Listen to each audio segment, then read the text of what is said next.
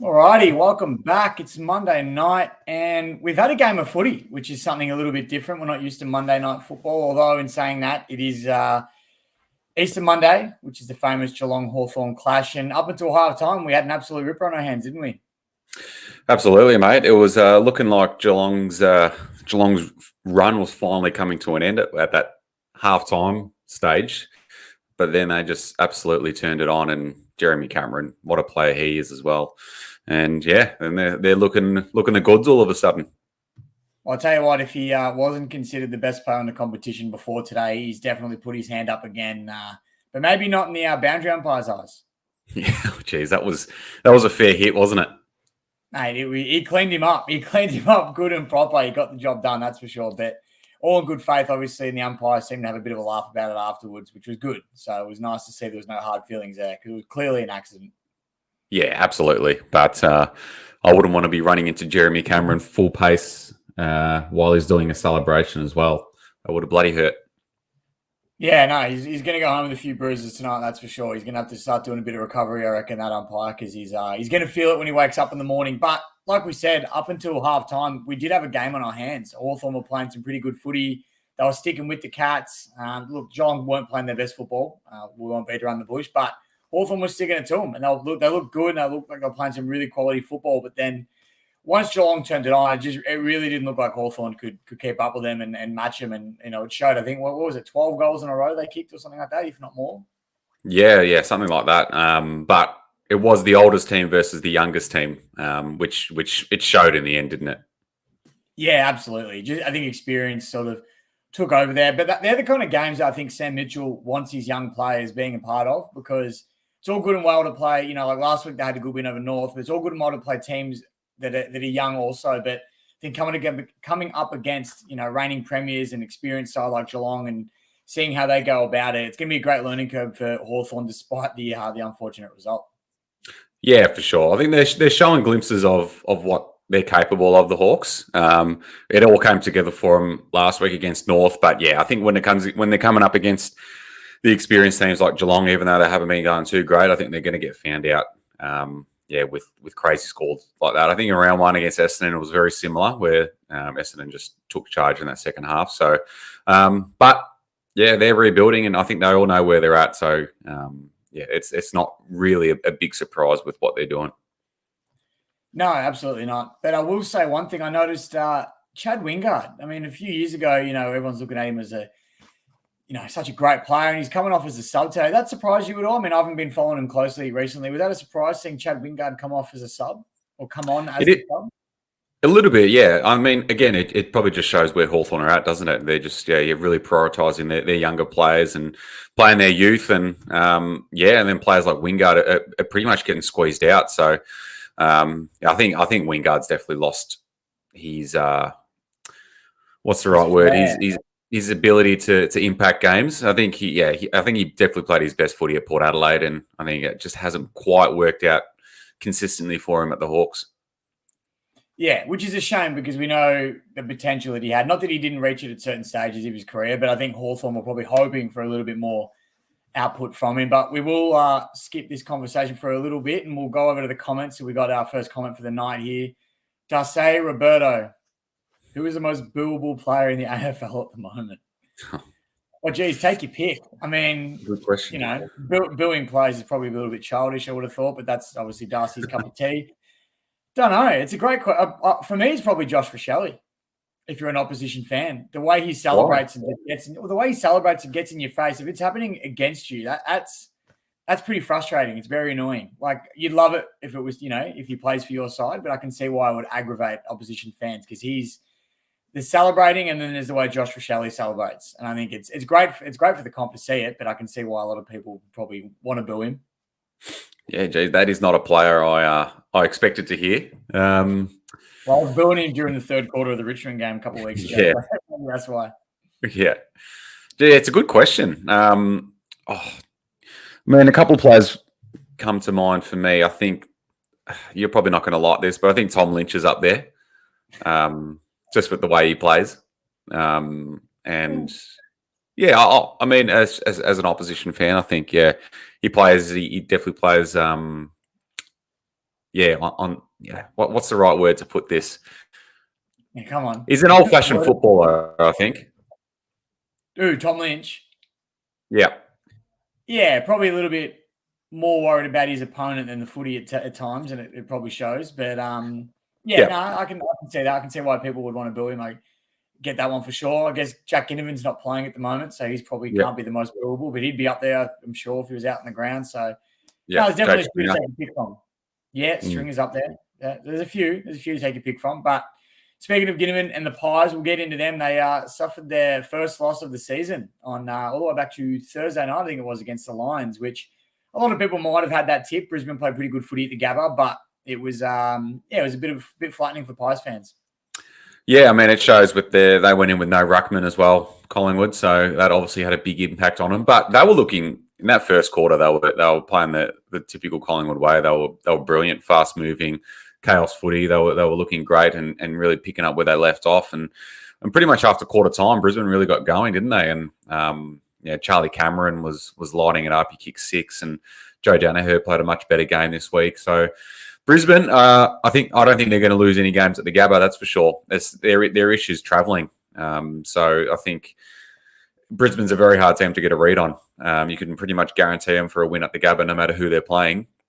But yeah, when they're travelling, it's tough. So it's a tough one. It's a tough game to really read into, isn't it? Like, I think we all know Collingwood are a great team and they're premiership favourites or equal favourites. And I don't think that result changes too much, just due to the fact that Brisbane have just been so inconsistent with their form. Yeah, no, it's not a game you'd read into too much. Like you said, away from the Gabba, you really don't know what to think about Brisbane. But if they played every game at home, you'd have them almost as premiership favourites. But yeah, no, I think Collingwood obviously an outstanding team, and you're not going to win every game of the season. So losing up to Brisbane at the Gabba isn't exactly the worst loss to have throughout the season. So it won't really do much to them confidence-wise or even form-wise. I think they'll just keep going the way they've been going and playing good footy from here on out. So it's not going to do too much to them, but it was just, I think for a lot of opposition fans, it was nice to see them just come to a bit of a halt, just momentarily. Yeah, exactly. You take it when it happens, that's for sure. And and they've got a big game this week against the undefeated Saints as well. So I think the winner of that's really going to really state their claim for that top mantle really on the ladder. I think if the Saints can knock off the Pies next week, then geez, watch out. The Saints hype will be real if they beat Collingwood on the weekend. But let me tell you, a lot of people are having a bit of a sook at the moment. And I can understand why as well. I'm not ripping into them for it, but a bit of a sook that game's being played in Adelaide for Gather Round and not being here in Melbourne. But, I mean, let's be realistic. You asked the AFL 3 months ago, if this would be a blockbuster, excitement type of match, you wouldn't have picked St Kilda Collingwood to be that kind of match. So I see no issue with them scheduling it for Gather Round. Maybe Saints fans would have been the only ones to see them undefeated at this stage of the season. So, yeah, I think just settle down a little bit. It's unfortunate, yes, but, you can't rip the AFL for this one. No, I just don't get the people that are jumping up and down about these games being played in Adelaide. Like, this has been scheduled for months now, a very long time. Like, it's not like they've just penciled this in and schedule it this way. Like, this is footy. This is how the fixture works. Like, you can't plan for whether a team's going to be good at this stage of the season or not. Like, every Victorian team or every team is playing in Adelaide. So, like, fans are going to miss out regardless. So, like, it doesn't really matter who you're playing. So, I just don't get the hoo-ha around, oh no, they should move this game to Melbourne as like that's the only game of the weekend that should be moved back to Melbourne. Like, just shut up. Come on. Yeah, I couldn't agree more. I think the only fixturing error they've made is not having the showdown this weekend and having Victorian clubs play each of the Adelaide sides over Gather Round. I think just to build this spectacle around it, they're trying to promote football in South Australia. I mean, what better way to do that than to have the primetime slot, a Friday night, whatever it might be, just have Adelaide versus Port Adelaide and, have the showdown that weekend. I think it would have been perfect timing to have it, but they might have missed the mark on that one, or unless they thought, let's get a sellout crowd 1 week and then 2 weeks later we'll bring everyone back and we'll sell out Adelaide over another 4 more times. Who knows? So interesting fixturing there, but I think other than that, you can't really argue with it because it's been in the works for, like you said, months now. Yeah, I mean, and there was even talk people are talking about the Essendon Melbourne game as well. Like, just it's been gathered around for so long now. Everyone knew it was going to be in Adelaide. Like, let's not just kick up a song and dance because we're a week out and these games need to be moved back to Melbourne. Like, it's ridiculous. Anyway. We'll move on. Well, actually, continuing with the Pies Brisbane theme, Cam Rayner had an absolutely outstanding match, and I know you had him as your breakout player of the year, and some maybe argued that he already had broken out, but your argument against that was he hasn't done it consistently enough, and I think we might just be starting to see that. And I didn't know he had the hops that he did. He went up for a few speckies on the weekend, and it was very impressive. Yeah, he looked great. And they're the sort of performances I was talking about. I think he's got the capability to do it.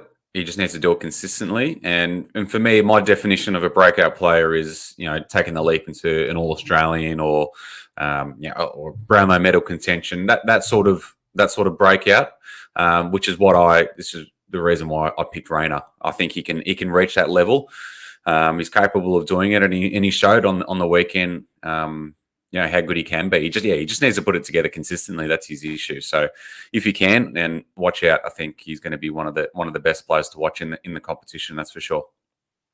Yeah, 100%. He's always had those capabilities. Number one draft pick, big hype around him when he came in. And I just think he's finally found some consistency with his body, and the way the Lions are playing as well is probably helping him as well. So I think he's going to only go upwards from here. But we'll go back to the comments. We've got a comment here from Dom. Bit off topic, but Richmond now in massive trouble given the mounting injuries and tough couple of weeks coming up. Yeah, I think so. I think there's a bit of strife going around Tigerland at the moment. Some key injuries to some key players will definitely hurt them a bit. We'll talk about the Tigers and the Dogs game shortly. But yeah, in summary, I think I can agree with that one there, Dom. It's going to be an interesting few weeks for the Richmond Footy Club. Yeah, well, key players as well. Like, it's not just your midfield players that you can kind of replace. It's your ruckman and your key forward. Like, they're some big blokes to the team. Yeah, they're hard players to cover. It's difficult in one game when you lose 3 of your best 22 in one game, let alone having players already out, prior to that match. So, yeah, like you said, mounting injuries, and it's looking tough, but I'm not as bleak as a lot of other Richmond supporters are. But we'll get into that. We'll first go back to Fremantle, who look like they're in some serious trouble. Mate, I think I don't think many people would have predicted the downfall that Freo are producing at the moment. They're just boring to watch. Let's be honest, they are. When you compare them to teams like Collingwood and the Saints, who move the ball really fast and are exciting and playing good footy, then you watch a Freo game and you can barely watch a quarter. They don't even They're very slow with their ball movement. They don't want to take any risks, and then they just chip it around, and the opposition have too much time to get their ruckman back and players back to defend the holes. So they're not in a great spot at the moment. I think they're in big trouble this year, and I think Justin Longmuir could be in trouble at the end of the year if they continue this on as well. Well, I think the way you describe them as playing boring football is probably the best way to describe them.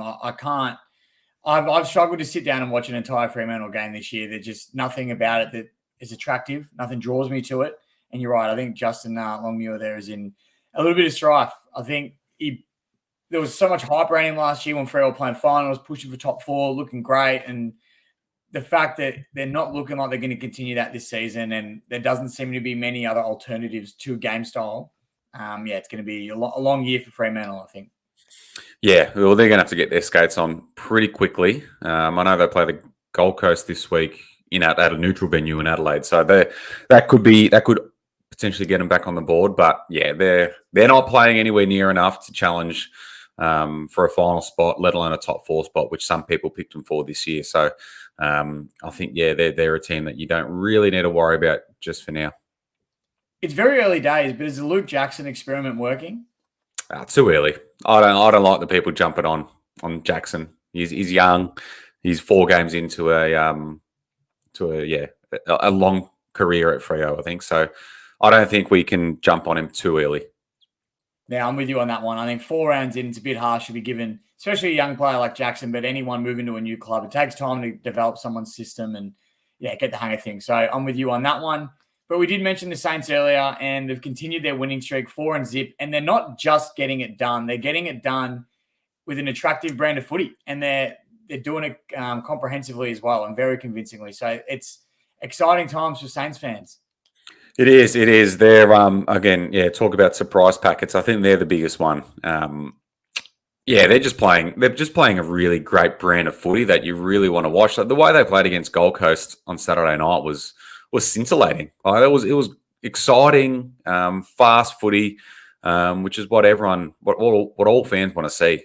So Saints fans are up and about, which they absolutely should be. So and I hope they do well. There's always one team that surprises every year, and it looks like the Saints are that team so far. And geez, let's hope they knock off Collingwood this week. That'll really lift the roof at Moorabbin. I tell you what, there'll be some interesting scenes going on down in Moorabbin if they can beat the Pies this weekend. And we've spoken about the fact that they haven't been convincing in the back half of the year. St Kilda, they've had years that have started off really well and they've been flying and looking good, and it's Flag Kilda is back and all that sort of stuff. But it's the back half of the year that they haven't been able to produce good football.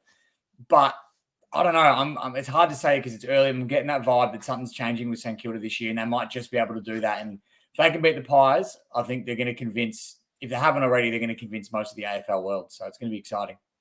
Yeah, it is. Yeah, no, I'm all about them. I love them. They're obviously local to us as well, down in Moorabbin. So it's always good to see the local AFL team produce down here. So, and Ross the boss, it's great to see him. I know he's a bit maligned. You either love him or you hate him. But I like what Ross is doing, and he's a good character to have in the game as well. Yeah, absolutely. He seems to be able to find a way to get the best out of players. And we've seen that in the past, and he's doing it again now at the Saints for the second time round. So it's good to see. But moving on from St Kilda, and a moment that I'm sure Ollie Florent would love to forget, but Sydney versus Port Adelaide, and geez, didn't that end in remarkable fashion? Crazy. I don't know what's worse, the Ollie Florent celebrating because he thought he kicked the winner, or Channel 7's camera angle for the goal, or for the non-goal, sorry. Yeah, ridiculous. Both are just as bad. He could almost, you could forgive Ollie Florent, I think, because the crowd, you look at the crowd in the background, they've jumped up as well. And I think he's just reading the crowd's reaction and sort of feeding off that. So you can understand where he's come from. But yeah, the broadcast angle wasn't the best there, was it? But the game itself was an absolute ripper. It was, I'm trying to think of the best word to describe it, but the whole game, you sort of didn't really know what was going to happen. It was a bit of a weird one. And the last quarter just got really exciting, and Port Adelaide came home strong, as you can see in the background here. Leary was outstanding as well on the night, and just a good brand of football. Yeah, it was. Yeah, I think Port needed that as well after a couple of down weeks after a really good round one win. So that really silences the critics a little bit for Port, and it probably casts a little bit of doubt over Sydney now. That's 2 in a row that they've lost, and whether that big grand final loss could be back to talk as well. But yeah, it was a good game. Two teams that are definitely going to be vying for a high spot on the ladder. That's for sure. Don't know where they finish, but we probably all expect them to both finish in the 8 somewhere. But yeah, it was a great game of footy. And it was just weird that ending when it came off the boot. We all thought it went in. The camera angle made it look like it went in. The fans, Ollie Florent, and then it's like the ball just dropped in midair and just stopped, like it hit an invisible brick wall and fell down. It was bizarre. Because that's the thing. It looked like it had the distance. It shocked, I think, pretty much everybody when it didn't go through. So interesting indeed. But yeah, no, it was great for Port Adelaide to get a win away from home as well up at the SCG. It's always nice for Port or for any team really, to show that they can win away from home. Because like we said with Brisbane earlier, it's all good and well to win at home, but if you can't travel, then you're going to struggle to play finals football, or at least to go deep into September. So good from Port here to show that they could do that.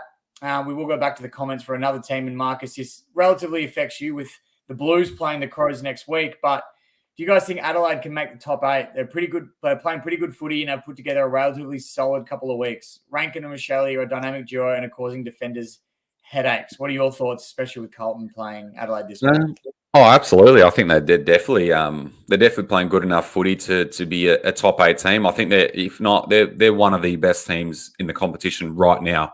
Speaking in form, they're looking really good. Isaac Rankin is I wouldn't say a surprise. I think we all know the talent that he has, and he was a number 2 draft pick. He was always going to come good at some stage, and I think he just needed a new home. And playing in Adelaide in his home state, he's firing. And Josh Rochelle, your boy, doing really well too. So I think they can definitely make the 8, and it'll really test them. I think Thursday night is going to really show us where Adelaide are at. I reckon if they can knock off the Blues, then look out. Yeah, 100%. I couldn't agree with you more there. And we've got another comment as well coming in from James Hawkes. Should have finished in pressure point tipping 3 weeks ago. I'm guessing he's not traveling too well with footy tipping this, but I don't think anybody is, in all fairness there, James. I reckon everybody's having a hard time at the moment. You just don't know who's good, who's bad yet. The only safe bet is sort of your Collingwood and St Kilda's at this stage. And now they're playing each other. So really, who do you go to? Yeah, exactly. I mean, James tipped the draw and I think got one wrong in round 1. So he was absolutely on fire, on track for a record-breaking tipping season. And then he's definitely dropped off the last few weeks. And I believe a guest from last week, the Chens, is currently winning the pressure point tipping. So it's wide open. When Chens is winning the tipping, you know the competition is wide open, that's for sure. I think he's taken us all by surprise there. But no, good on him. He knows his football. It's a seasoned veteran watching football for many, many years now, the Chens. So it's he knows a lot of things, as we know, Quinn. He's a secret nerd, that's for sure. He is. He takes you by surprise. Just when you think he might not know what he's talking about, he pops up with all these facts, and you think, where did he pull those from? But he's he's a jack of all trades, master of none, as I like to say. So no, we absolutely love him. But next topic, which I think you must have written this because I definitely didn't want to talk about it. Richmond and Bulldogs on Saturday night. You put that on the run sheet. Thank you very much for that. Well, I think I know my thoughts on the game. What were your thoughts? Well, I think we have to. It was a wet game, a small margin. I think we have to talk about it. I think there's a few storylines from that. Obviously, Richmond being depleted now with injuries and coughing up a lead as well is a big story. And then the Bulldogs, everyone was writing them off a couple of weeks ago, and now they're 2-2 and back in the hunt now. So. It's interesting. It was a really interesting game. Everyone knows how good Richmond used to play in the wet, so we all expected Richmond to really come out and win this, especially at the MCG where the Dogs don't play often. You would have thought the Tigers would have been strong favourites, but the Doggies with a big win and really puts their season back on track now. It absolutely does. But you mentioned as well, I thought it was a really weird game because you mentioned as well Richmond coughed up a lead, which we did, but the Bulldogs, I think, were also 30-odd points up at the end of the first quarter, and I almost thought the game was done and dusted there. And then Richmond come out, kick 8 goals in a row, and you think, oh, geez, Tigers are back on. Then I think the Bulldogs kicked 1 goal in the third, Richmond kicked 9, and it was just – the game was all over the place. There was really no consistency to it, so it was hard to get a good read on it. But, yeah, disappointing, obviously. Like Richmond – known for playing good wet weather football, the MCG home ground, Dogs don't play there super often. Everything was pointing towards Richmond being able to get the job done. So it was disappointing to not do that. And then especially to finish the game with the 3 key injuries that we ended up finishing the game with, it hurts not coming away with the 4 points. Yeah, for sure. What are you one win, 1 draw, 2 losses. So it's an interesting start for the Tigers. Definitely not what you probably expected, but it's a long season, and I'm sure you guys will come good. It's a Richmond thing to always be around the mark anyway. So I don't believe it's panic stations just yet, but for the Bulldogs, it's huge. I think they, again, as I said before, puts them back in the hunt now and silences their critics for another week. Yeah, absolutely does. And you can only play who you're playing, and they did well on the wet. Their 3 talls stood up. I mean, I don't think Lobb did a whole lot. I don't remember, but I know Norton especially stood up and kicked a couple of crucial goals and dragged them over the line. So, and Bontempelli again was an absolute star. So you expect nothing less from him, but he was up to his absolute best again. And it was, not at the time, but for Bulldogs fans, it was good to watch. Yeah. Absolutely.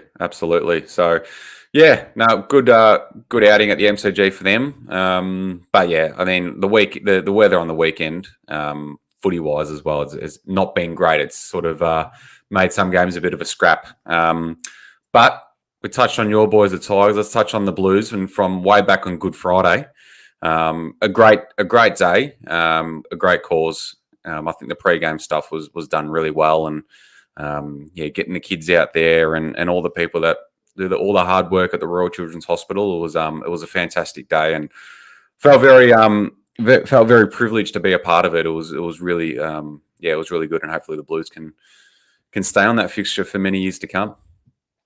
Well, I'm pretty sure you guys had the highest attendance at Marvel in about 10 years or something, wasn't it? So I'm sure for the foreseeable future, that'll probably be the fixture. Yeah, but it was it was a great spectacle. It always is Good Friday, but I think bringing a bigger club into the mix in Carlton really did the day and the donations. It did it wonders, and it was not. I was out and about in Richmond that day as well, and it was nice to see everybody out there with the tins asking for donations, and the work that the volunteers put in and around that day and the donations. And not a football aside, it's fantastic to see the work that gets done behind the scenes there. So it's it's a really special day, and as I can imagine, being a Carlton fan and North Melbourne fan, it'd be really special to be a part of. Yeah, no, it was really good, and just the way it was all done, it was fantastic, and a great crowd, as you said before. It was Marvel was rocking. It was very loud in there, and I mean, to be honest, it was a game of two halves as well. North dominated the first half, and definitely made me really question my emotions at half time. I was not in a great place, and thought it was season over for the Blues. We were playing terribly, and then after half time, we flexed our muscles in about a 20-minute period and dominated them and came home with a comfortable win. So strange game, but I mean, it was another job done for the Blues and another win banked. Absolutely. And is Charlie Curnow now the king of Marvel Stadium? I think he is. He's an absolute freak, isn't he? He's one of a kind. He's so good to watch. Him and Harry as well. The Twin Towers up there were just completely dominant. They tore it apart. It was feel very lucky to have them in the same team, which is very good. And I mean, I think he's kicked 16 goals now. He's got more than he did this time last year. So he's on track for another Coleman year, which is huge. Scary to think what he'll be able to do later down the track this season, considering what he's already done. So it'll be a good watch, especially for Carlton fans, no doubt. Oh yeah. So, but the Blues aren't playing their best footy, but getting the wins, and that's all that matters. And if you're winning with plenty of improvements still to come, it's only a good thing. So, not getting as excited as some people are just yet, because we saw what happened last year. But we'll just keep getting the job done. But big test this week against Adelaide. It's going to be a good game. Absolutely will be. But we'll talk about that next week after the fact. But for now, we'll get into the new segment we introduced last week, the Slap. Oh wow! I'm probably going to put some music over the top of that or something for those that listen to it afterwards, so they can actually know what's going on. But we'll get into the slap, and we did briefly mention it earlier, and I didn't quite mention to you before recording what it was going to be. So I'll get into it. And for me, the people that deserve to get slapped this week are Sydney Swans fans. Now, you mentioned it before, Marcus, and it's not the first time this has happened. If we go back to last year when Buddy kicked his 1,000th goal, this is what we had.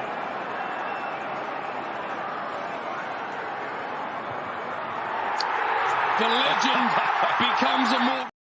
And you think that you'd learn your lesson, you've ruined a great moment, but no, this week... the final siren! Florence kicked it! Is it there?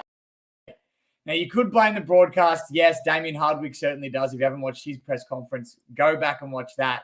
But come on, Sydney fans, you have to be aware that there's a camera somewhere nearby. Get out of the way. Let's let these great moments be broadcasted properly on TV, because it's happened twice now, and it's only going to keep happening if we don't learn from our mistakes.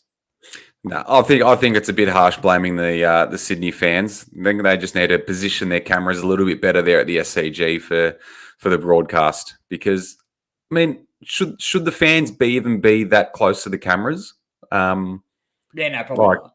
No, I don't think so. Like, if you're it's almost like they're in the next row behind that row of fans there.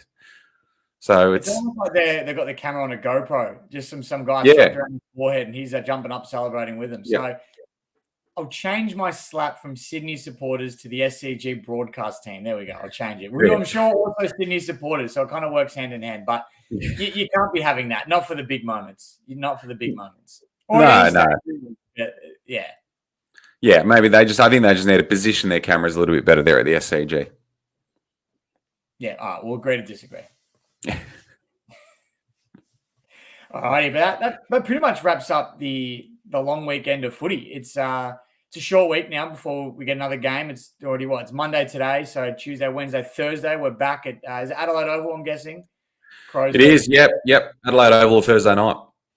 Yeah, so it's only 3 days away, which is it's awesome. It almost takes you back to the Festival of Footy days when we were in lockdown and you had a game of footy nearly every night. So it's good to not have too much of a break between games. It gives us plenty to talk about, plenty to look forward to. And yeah, I hope you enjoyed the week of football. But that's pretty much wraps on today. But our merch, how's that going? I've got some hoodies all released now, which are selling pretty well by all reports. So we still got a few of those left for everybody.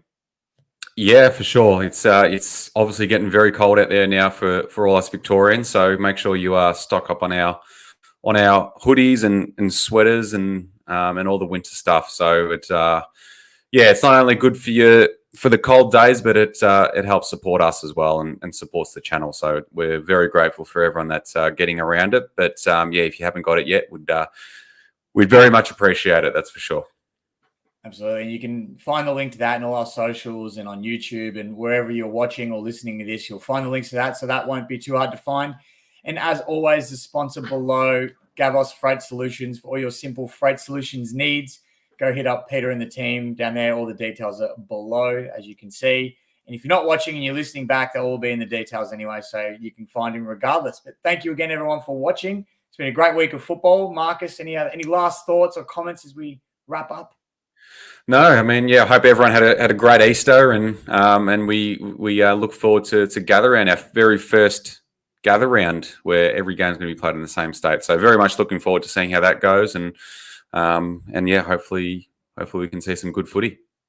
Alrighty, beautiful. Thank you again, everybody, for watching. It's been a great week of football, and we look forward to seeing you next Monday night at 7:30.